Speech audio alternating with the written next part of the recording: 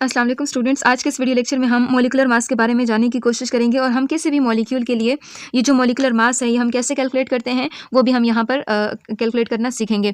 तो सबसे पहले मॉलिक्यूलर मास को समझते हैं। मॉलिक्यूलर मास क्या होता है? यहाँ कहते हैं कि the sum of relative atomic masses present in a molecule. ठीक है, एक मॉलिक्यूल है, ठीक है, और उसके अंदर जितने भी एटम्स मौजूद हैं उनका जो रिलेटिव एटॉमिक मास है उनको हम ऐड करते हैं, उनको जमा करते हैं। जमा करने के बाद जो टोटल हमारे पास आता है उसको हम क्या कहते हैं? Molecular mass.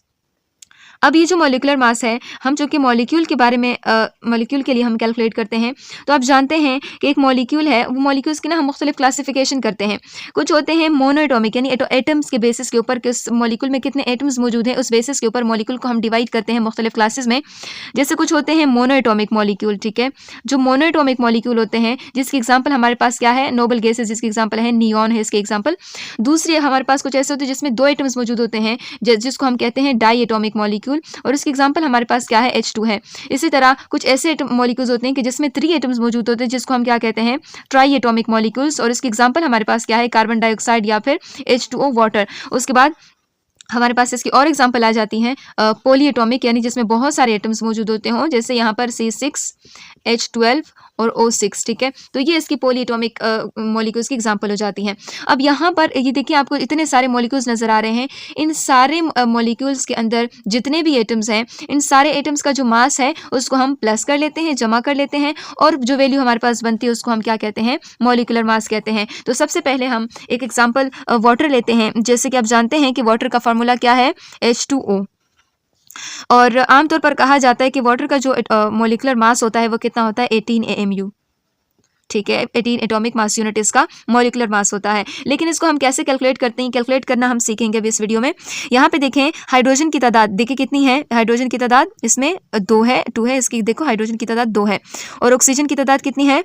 1 है। अब यहाँ पर आपके पास पीरियोडिक टेबल मौजूद होगा, तो पीरियोडिक टेबल में आप देख सकते हैं यहाँ पर यह हाइड्रोजन दिया हुआ है, और इस हाइड्रोजन में देखिए 1.00794 इसका मास दिया हुआ है। ऊपर एटॉमिक नंबर दिया होता है और नीचे जो होता है वो दिया गया है इसका एटॉमिक मास, ठीक है। तो यहाँ पर देखें एटॉमिक मास कितना है हाइड्रोजन का? हम आमतौर पर रफली हम इसका लेते हैं 1, ठीक है।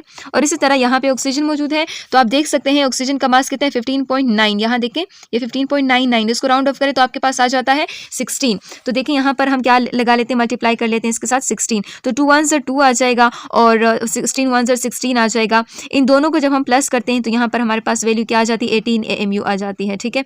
तो ये देखें वाटर का जो एटॉमिक मॉलिक्यूलर मास है वो कितना है? वो 18 AMU है। इसी तरह अगर हम कोई दूसरी एग्जांपल ले लेते हैं, दूसरी एग्जांपल हमारे पास क्या है? कार्बन डाइऑक्साइड, ठीक है। कार्बन डाइऑक्साइड इसकी एग्जांपल है। अब देखें इसमें 3 एटम्स मौजूद हैं, ये ट्राई एटॉमिक मॉलिक्यूल है। इसमें आप देखिए कार्बन है और साथ में क्या है?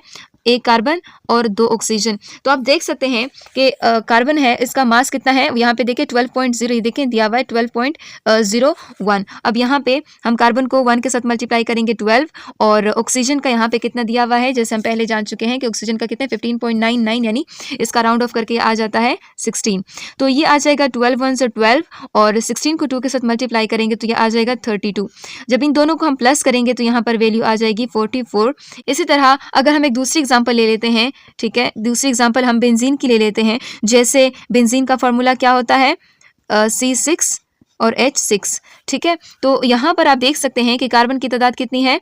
6 है, और हाइड्रोजन की तादाद कितनी है? वो भी 6 है।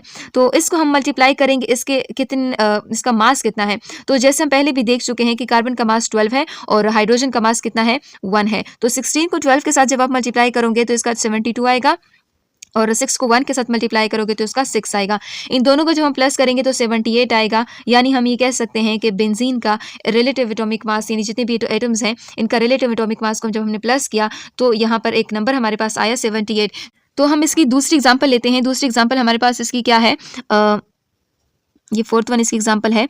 हम C6 H12 O6 जो कि पॉली एटॉमिक मॉलिक्यूल है, ये ग्लूकोज का फार्मूला है, मॉलिक्यूलर फार्मूला है इसका। तो यहाँ पर कार्बन कितने हैं? इसमें 6 है। हाइड्रोजन इसमें कितने हैं?